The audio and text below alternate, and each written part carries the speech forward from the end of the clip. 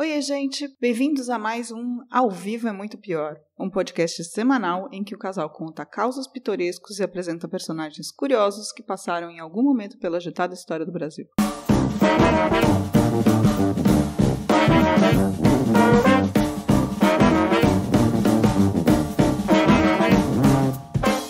Eu sou a Camila Quinta. Eu sou Danilo Corsi. E hoje nós vamos viajar para o Rio Grande do Sul, na metade do século XIX, contando um pouco dos crimes da rua Arvoredo. Como a história é bem forte, tem mortes e algumas descrições bem gráficas de corpos, é bom tirar as crianças da sala agora. Tirou? Para acompanhar essa história, nós escolhemos um vinho que está presente na seleção do nosso patrocinador, adrinco.com.br, um hub dos melhores vinhos do Brasil. O vinho de hoje é gaúcho, como a história, e tem um nome que tem tudo a ver com a loucura que foi essa série de eventos. Intenso. É o Salton Intenso Pinot Noir 2017. Danilo, você pode contar um pouco sobre esse vinho? Chá comigo. O Salton Intenso Pinot Noir é um vinho para quem está começando a apreciar a bebida. É fácil de beber, equilibrado e feito com uma uva que gostamos muito aqui em casa, a Pinot Noir. É um vinho seco, leve, com taninos bem delicados e uma acidez agradável. Um vinho para agradar qualquer um e harmoniza com alguma das melhores coisas da vida. Pizza e bolonhesa. Está à venda por um preço por volta de R$40 e se você clicar no link do nosso site ou diretamente pela Drinco, a gente recebe um cashbackzinho que ajuda a sustentar este podcast. Clica lá, gente, é bom. Vamos brindar? Começa a se desvendar a história que ficou conhecida como o maior crime da Terra. Vou começar apresentando os personagens principais dessa história e dar um contexto. Os personagens principais chamam José Ramos e Catarina Paulsen. O lugar, Porto Alegre. Na época, Porto Alegre tinha menos de 20 mil habitantes e se dividia entre a primeira leva de imigrantes europeus e os últimos anos da escravidão no Brasil. Lá em Porto Alegre moravam José Ramos, um catarinense filho de português com um indígena. Aliás, ele matou o pai, foi acusado. Supostamente matou o pai a faca para defender a mãe no momento em que o pai estava atacando a mãe. Seria uma gente boa ou não? Boníssimo. Você vai ver quanto esse senhor José Ramos é uma pessoa excelente. Depois de matar o pai, o José Ramos fugiu para Porto Alegre e se tornou o quê? Polícia? Exatamente, porque quando você mata o pai, você vira o quê no Brasil? Polícia. Ele era muito truculento, mesmo para o século XIX. Foi dispensado da polícia depois de ter sido flagrado numa cela tentando degolar um preso na cadeia municipal. Ele era um proto-miliciano, é isso? Com ordens da lei. Ele era, na verdade, o avô, não, o tataravô, talvez, desses milicianos do Rio, mas em Porto Alegre, em 1860 e pouco. Ele era uma pessoa muito fofinha, como vocês podem perceber, mas você acha que ele foi preso depois de dispensado da polícia? No Brasil? Não, ele virou informante. Meu Deus. Ele virou informante. Então vamos voltar aqui. José Ramos. O cara que matou o pai para defender a mãe, supostamente. Matou o pai para defender a mãe. Fugiu de Santa Catarina, foi pro Rio Grande do Sul, virou policial. Aí foi pego dentro da cela, tentando degolar um preso. E em vez de ter sido processado, virou o quê? Informante, inteligência, aquele cara maroto que tá entregando todo mundo. Exatamente, ficou ajudando a polícia. A história é tétrica, a história é macabra, a história é perturbadora, a história é triste, né? Mas, a par disso, a história é fascinante, a história é envolvente. Ele era casado com uma húngara que chamava Catarina Paulsen. Os dois moravam numa casa na rua Arvoredo, que dá o nome para essa história. Muitos dizem que Catarina trabalhava como prostituta para ajudar a trazer dinheiro para casa, já que como informante ele não ganhava tanto dinheiro assim. Mas não há comprovação. Ela se apresentava a princípio como engomadeira. Engomadeira? O que exatamente uma engomadeira faz? Engoma a roupa, só isso? Tipo alguém lava, porque como era o final da escravidão, em geral as negras lavavam as roupas no riacho, e aí algumas brancas mais pobres engomavam. Mas o que é engomar, passar? Eles passavam clara de ovo, ou outras goma, o que eles chamam de goma, para o colarinho ficar duro e acho que entendi. A roupa não ficar com cara de amassada, dura. Para ampliar o orçamento, eles também alugavam um dos quartos da casa. Por muito tempo, esse quarto foi alugado por uma escrava de ganho, de 54 anos, chamada Senhorinha. Mas nessa época, como é que uma escrava poderia alugar? Então, essa é uma coisa que é uma história bem louca, assim. Eu estava lendo sobre isso. Os escravos de ganho eram escravos de classe média, de gente de classe média ou mais pobre. Então, o que os donos desses, em geral, eram escravos mais velhos também, já que não tinham muita capacidade de fuga. Então, o que os donos faziam? Eles liberavam esses escravos para morarem nas cidades e trabalharem. E eles ficavam com uma parte da grana que os escravos ganhavam. Entendi, tipo Uber. Tipo Uber. Eles eram escravos de ganho. Eles davam uma grana pro Uber, que era o senhor de escravo, e ficavam. Mas eles tinham que cuidar de toda a sua vida, da sua roupa, do seu dinheiro, exatamente. Tipo Uber. Tipo Uber. Exatamente. Mensch! Onde estavas com a cabeça, homem? Não sei, foi tudo tão rápido que... Este é uma profissão perigosa, meu amigo. Não podemos nos distrair. Você tá pronto pra entrar na parte realmente brutal da história? Vamos ver, quero ver que esse cara aprontou mais. Pois é, o José Ramos não era só um ex-policial que virou informante. Ele também era um assassino. Sim, ele matou o pai. Não, é bem pior do que isso. Não, ele matou o pai e degolou um figura. Não, ele foi... Tentou, mas não conseguiu. Agora o bicho pega mesmo. Beleza, quero ouvir. Então, para isso, a gente precisa conhecer um outro personagem que chama Klaus Klausner. Ele era um açougueiro e linguiceiro alemão. Por que será, né? Porque alemão adora salsicha. Aqui essa história tem uma divisão de versões. Alguns dizem que, na verdade, o Klaus Klausner era cúmplice do José Ramos. Mas a gente vai entender isso mais pra frente, tá? Fica com essa informação aí. Na teoria, os dois tinham um tipo de acordo em que o José Ramos matava comerciantes ou pessoas com alguma posse da cidade para roubá-las. E Klaus dava conta dos corpos, transformando em algo que os alemães gostam muito. O quê? Salsichas. Meu Deus. Sim, essa história... os crimes da Rua Arvoredo também são conhecidos como o açougue de carne humana. Meu Deus. Essa é a principal lenda urbana que se espalhou por Porto Alegre após a prisão de Ramos. Não há comprovação. Mas, depois a gente vai ver que também não há comprovação porque alguns documentos desapareceram. Ah, conveniente isso, não? Então... Mas sério, o cara fazia salsicha de carne humana? Supostamente? Supostamente. Uou. Tem um livro que eu me baseei para fazer esse episódio que chama O Maior Crime da Terra. Segundo ele, o autor do livro, um dos livros em que as provas das salsichas humanas estavam sendo servidas em Porto Alegre desapareceram. Então, assim, é que na verdade eles tinham vários processos, como vocês vão ver daqui para frente. Tem algumas mortes, eu avisei no começo do episódio, e especificamente o livro que trata do processo de carne humana, de linguiça de carne humana... Sumiu também. Desapareceu. Especificamente esse processo. Os outros estão aparecendo.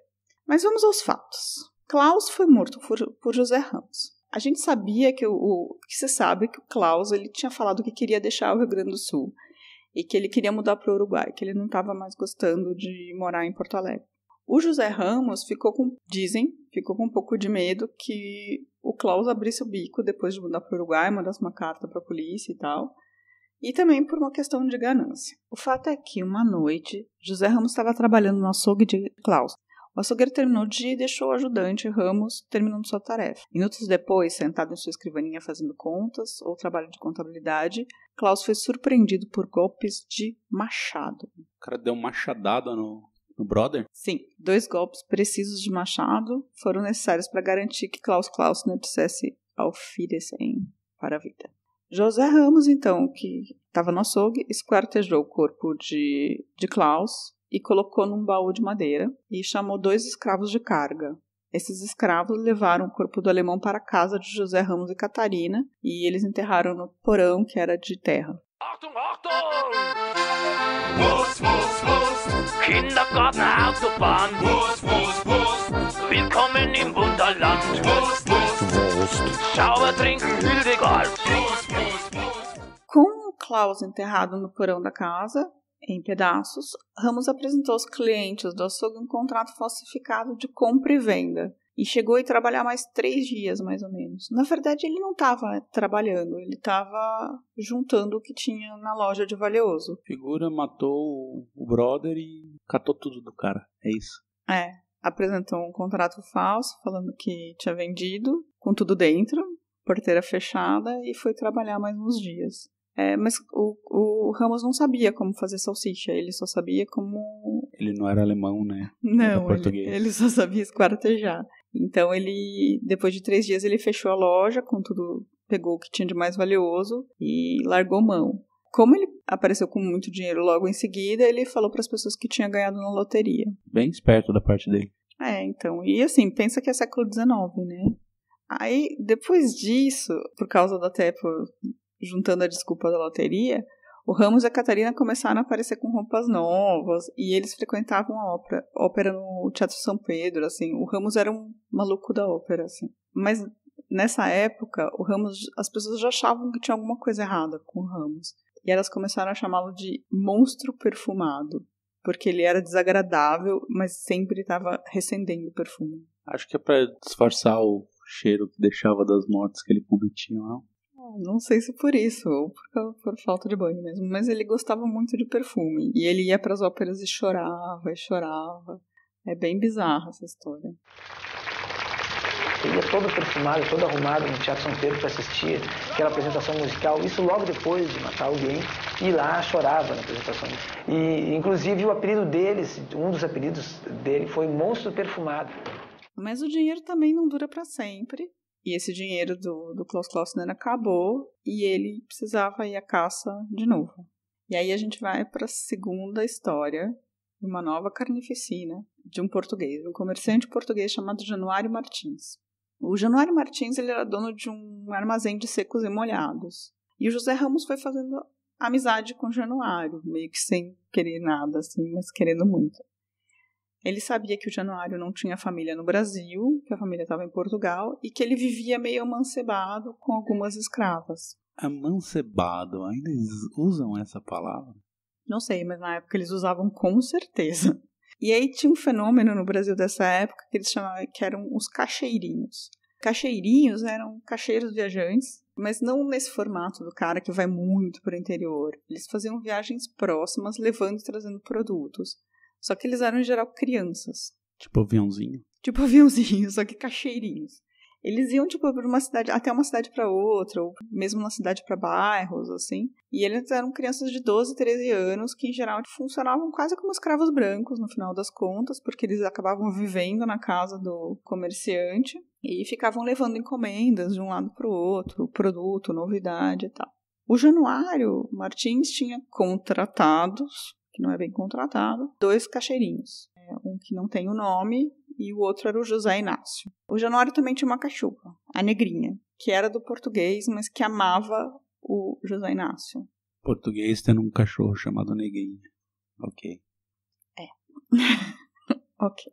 Constrangimento total. Aí o Ramos, então, convidou o Januário, que já eram brothers, pra ir jantar na casa dele. Tipo, aí, Janu, passa lá, vamos comer a comida da Catarina, que a comida húngara é mó boa. Há controvérsias.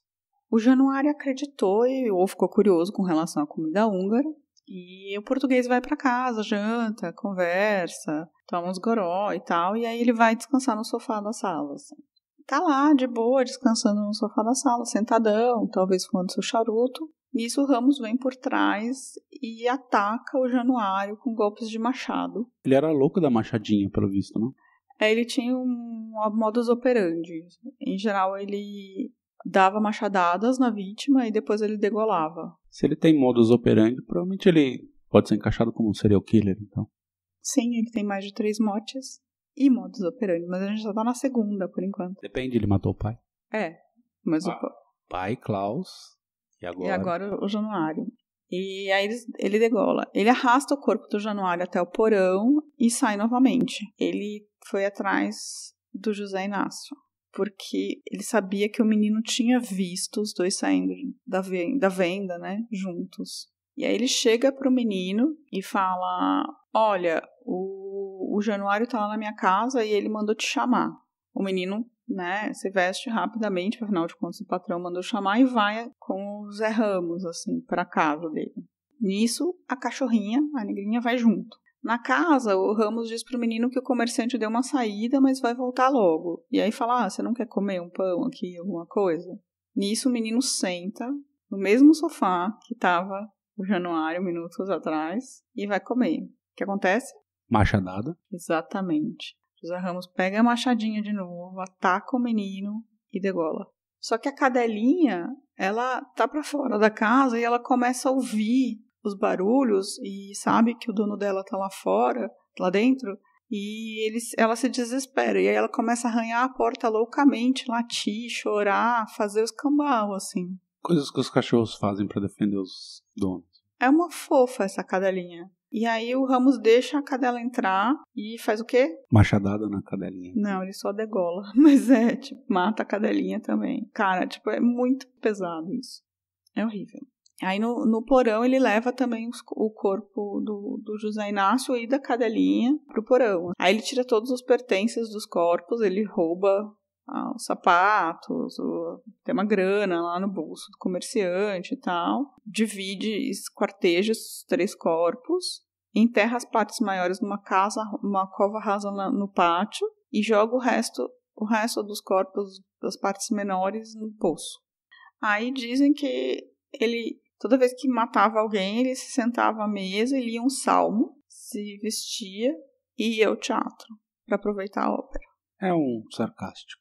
É um monstro perfumado, efetivamente. Nesse dia, ele se veste, vai ao Teatro São Pedro assistir a uma ópera. Depois ele vai jogar baralho e ele aposta dinheiro e ganha uma bela grana ainda. E volta para casa quase de manhã. Só que assim, o sumiço do português, ele não vai ser abafado como o do açougueiro alemão. Porque vamos tentar entender esse século XIX no Brasil, assim. Então, no começo da imigração, os portugueses já estavam há bastante tempo no Brasil, assim como os negros e os índios que sempre estiveram lá. Mas esse é um começo da imigração alemã, italiana e tal, pro sul do Brasil. Os portugueses não viam com bons olhos os alemães. Então, ninguém se importava muito. Os alemães, eles pulavam muito de cidade em cidade. Já os portugueses, eles tinham um grupo mais bem formado, mais sólido. E então, quando o Januário desapareceu, começou um buchicho na cidade, uma cidade de 20 mil habitantes. Eles foram ver o que tinha acontecido com um deles, né? Exatamente. Aí começou a correr a notícia. E o Januário, ele tinha sido visto com o Ramos pouco antes do seu desaparecimento. Eles tinham ido até as docas, ver o negócio de saco de milho e tal. E aí a polícia resolve, viram o Januário com esse cara e depois ele desapareceu, então eles foram até a casa do José Ramos. Entrando na casa, eles percebem umas manchas de sangue na escada. Muito sangue, devia. Depois umas manchas de sangue no quarto. E aí depois eles percebem umas manchas de sangue no porão. E também percebem que tem terra revirada. Aí, terra revirada, sangue em vários lugares da casa. Eles chamam um grupo de praças, né, de soldados para investigar. E ali eles encontram 3 corpos. O Klaus, o Januário e o José Inácio. E também encontram o corpo da Negrinha. Assim, estão em vários lugares da casa. Estão entre o porão e o pátio e também no poço. E aí eles encontram também o corpo da cadelinha. E aí o José Ramos e a Catarina são presos. É o mínimo que se espera, né? Calma, essa história é longa ainda. Como é que vou transferir os presos com essa espumalha toda aí na frente? Vamos ter que pedir recurso. O que foi que tu disse? Eu disse que a brasileira pediu. Quando o Ramos foi preso, ele fala que não sabe nada sobre os crimes. foi coisa da Catarina. Isso aí eu não tenho nada a ver com isso. Mas ele acusou a mulher? Ele acusou a mulher. Só que como a Catarina, ela era húngara, mas ela falava alemão, então eles achavam que ela era alemã também. E o Klaus, que tinha desaparecido, era alemão também. E era salsicheiro. E aí eles começaram a falar, eles são os alemães e os alemães fazem salsicha de gente. E aí a polícia falou, cara, não é que você não sabe de nada, não é possível, assim. E ele fala, vai vasculhar melhor a casa e ela encontra mais provas do envolvimento do Ramos, que é a bengala do Januário, as botas, umas barras de sabão que ele tinha para vender, as velas que também roubaram do menino, as botas do José Inácio e numa caixa na cama, embaixo da cama, eles encontram souvenirs, assim, do Klaus, do Januário e do menino. Ele era um serial killer mesmo, esse cara, porque ele tinha souvenir, ele tinha... Guardava seus troféus, né? Aí a população vai ao delírio, fala, cara, tipo, a gente vai linchar essa galera, vamos linchar os alemães. Lincha sem julgamento, sem nada, né? Imagina no século XIX, se isso já acontece hoje no Brasil, imagina no século XIX, não... Devia rolar o tempo todo. E aí começa a rolar um monte de confronto e os cônsuls dos países estrangeiros, eles começam a ficar preocupados, porque cresceu a animosidade não só com relação a eles, não é que eles queriam só linchar o José Ramos e a Catarina, sendo que o José Ramos não tinha nada de alemão, né? Ele era filho de português com indígena. Mas essa coisa dos alemães e tal, e começou a ter animosidade contra os alemães, os suíços e os austríacos. Todos os falantes de alemão que estavam na região passaram por perrengue, assim. Mas leva em consideração que estão acusando um salsicheiro alemão de fazer salsicha de carne humana. Qualquer um que fale alemão vira saco de pancada imediatamente. Exatamente. E aí, assim, foi uma questão, assim mesmo, para tentar acalmar os ânimos, assim. Aí eles começaram a ser vistos pelos portugueses e também pelos escravos, como os alemães, como austríacos, suíços e tal, e até alguns dinamarqueses, no final, acabaram sendo vistos como gente má, perigosa. Aí eles fizeram um acordo, o presidente da província, na época, fez um acordo para, tipo, jornais e a polícia começarem a fazer uma campanha para demover a população dessa ideia, porque tava, tipo, nas ruas todo mundo gritando morte aos assassinos alemães, morte aos fazedores de linguiça de carne humana.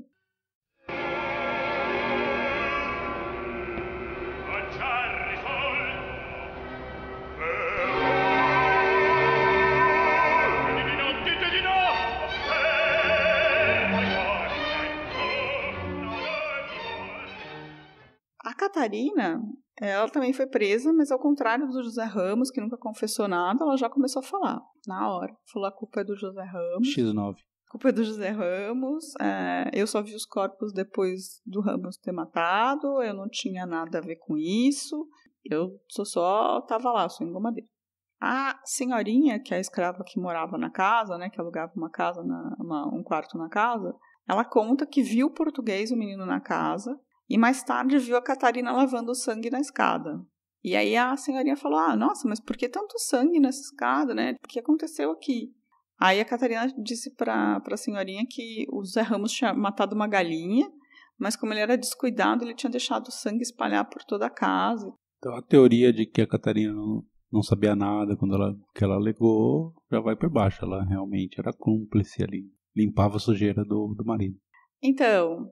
Ela disse que ela fala isso, que ela acobertava, mas que ela nunca tinha matado ninguém. Que ela sabia, mas ela só tinha visto depois. O Ramos não, ele falou que nega tudo, e ele levanta a hipótese que Catarina e o misterioso alemão corcunda, chamado Henrique, haviam planejado os crimes. Henrique planejou os crimes. Mas essa teoria não se sustenta muito. Com a cidade já em frangalhos e muitos comércios alemães precisando funcionar com guarda na porta, os dois acusados vão para o julgamento. Na rua, são os fazedores de linguiça de carne humana, apesar de, isso nunca ter sido oficialmente comprovado. Depois você vai saber que tem mais um depoimento. Muitas pessoas pararam de comer linguiça aerol, e quando comiam, iam parar nos médicos, reclamando de estarem intoxicados. Rolou uma histeria coletiva em Porto Alegre. Todo mundo em pânico.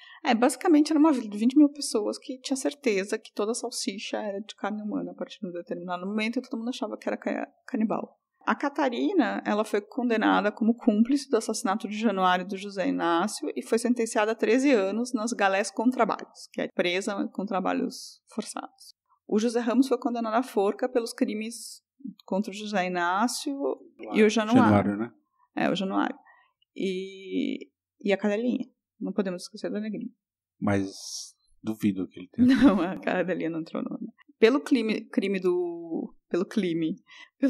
do Klaus Klausner, é porque é difícil, né? Crime do Klaus Klausner, o Ramos foi condenado a 14 anos de trabalhos forçados. Ele não pegou forca por esse também?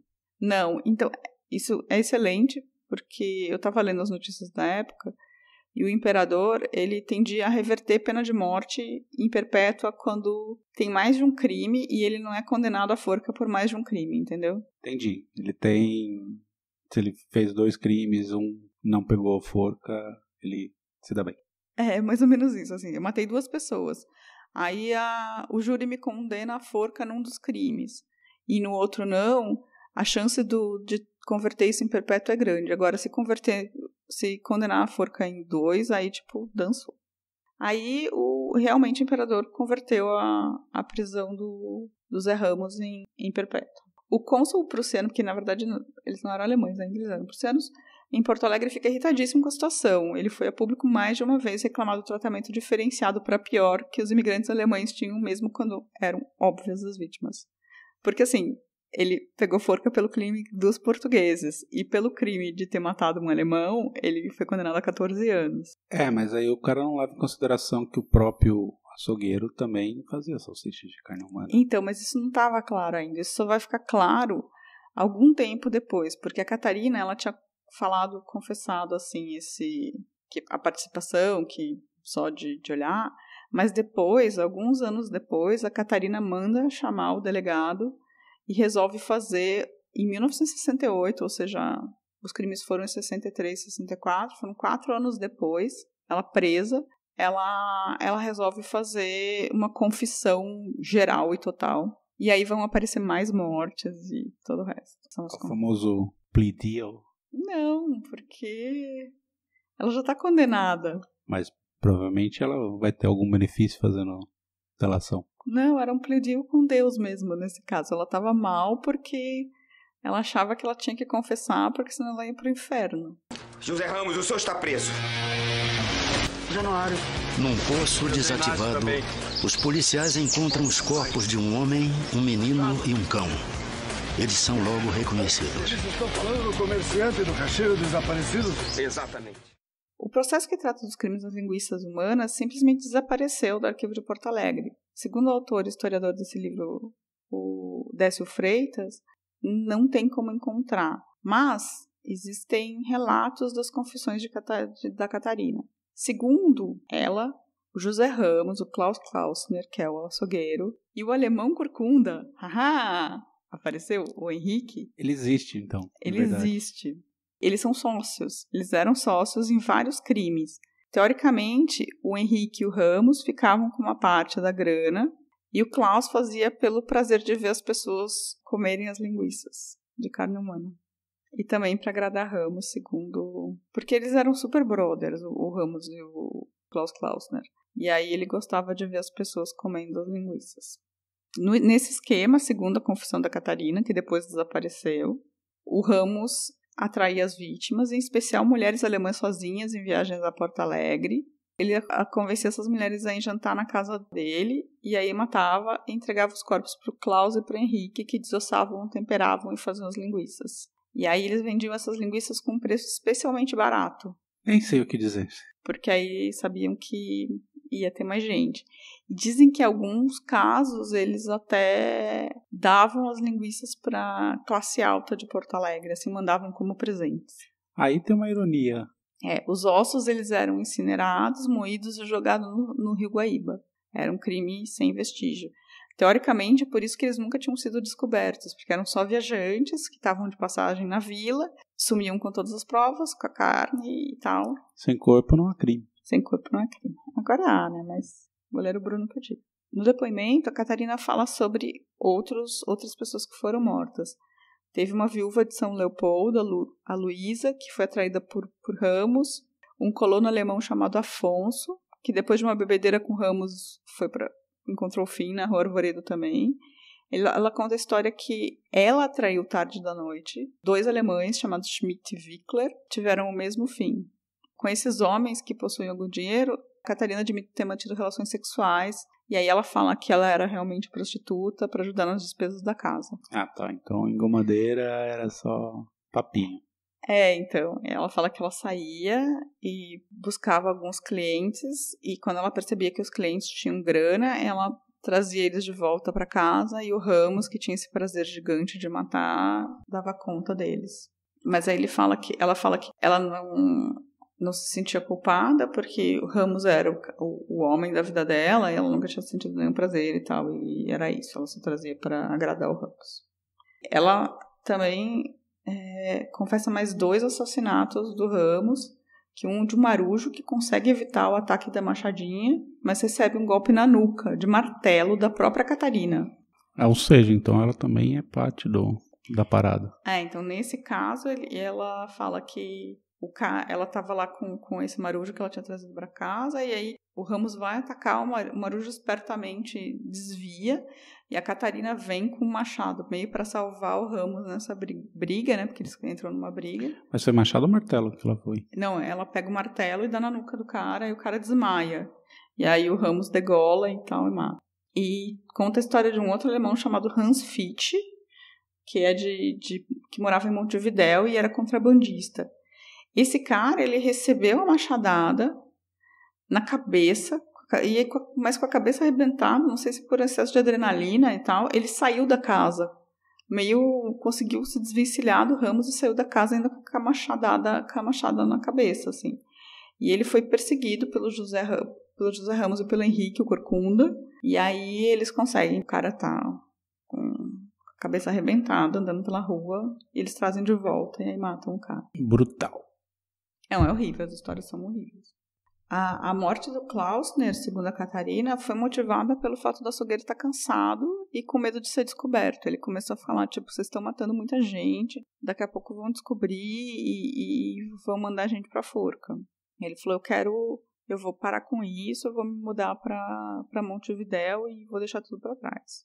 Mas o Ramos tinha medo que o Klaus confessasse, assim, até mesmo por carta.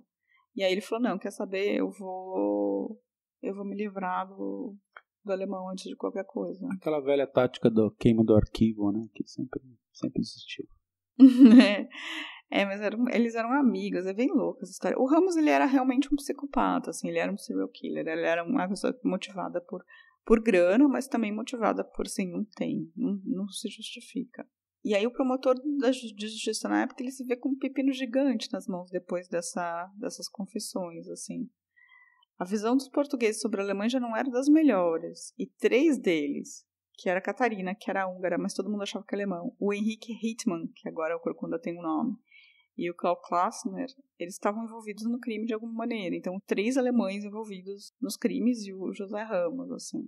E, além de tudo, eram 6 pessoas mortas, desossadas e vendidas como linguiça. E a cidade polvorosa, né?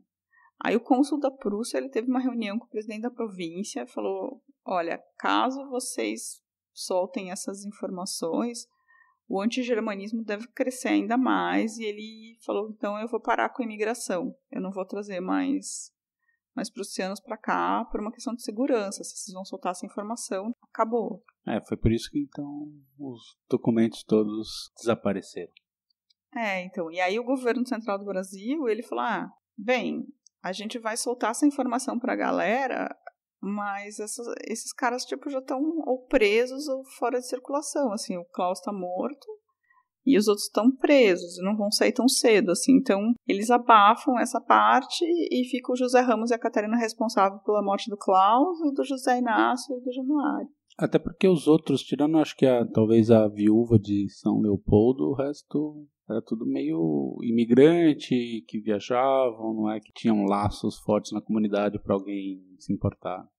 E mesmo a viúva, na verdade, não era visto com bons olhos. Assim, as mulheres portuguesas, elas não viajavam sozinhas, sabe? Essa coisa da alemã sair viajando para fazer negócio era uma coisa muito... Assim, tudo era esquisito para os portugueses, né? Os alemães, eles não eram católicos, eles falavam uma língua estranha, as mulheres se comportavam de uma maneira diferente, então, assim, eles não eram tão bem vistos, eles eram bem vistos nas suas colônias, nas suas próprias comunidades. Segundo a história, era bem aqui neste local onde ficava o açougue de Klausner, o alemão, onde eram fabricadas linguiças saborosas que eram apreciadas pela alta sociedade porto-alegrense. E era neste açougue em que os corpos eram desossados, triturados e depois transformados em embutido. A Catarina, ela ficou presa até 1877, e aí com 41 anos ela é liberada. E aí ela fica 10 anos, ninguém sabe muito bem onde ela viveu, assim, na rua e tal, não sei. E em 87, ela já com câncer, ela vai viver na Santa Casa, E ela começa a prestar serviço, porque ela não tem grana, ela presta serviço também como faxineira e é paciente de câncer lá e tá na Santa Casa. E lá ela encontra quem? José Ramos. José Ramos. O José Ramos, ele teve uma... Assim, a história conta que o José Ramos, ele era também um troqueiro, assim. Ele conseguiu, dentro da prisão, meio organizar os presos, e ele virou meio um capataz dos serviços forçados, sabe? Então ele começava a ter uns benefícios e tal. E ele teve uma pneumonia, foi internado na Santa Casa e ele deu um jeito de nunca mais sair de lá, sabe? Ele fez amizade com os médicos e tal. Ele ficou pra sempre com pneumonia, é isso? Ele chegou a trabalhar na Santa Casa depois de um tempo, sabe? Desmembrando os mortos. Tava preso lá, sei lá. Aí em 1891 a Catarina morreu com 55 anos de idade, foi enterrada como indigente.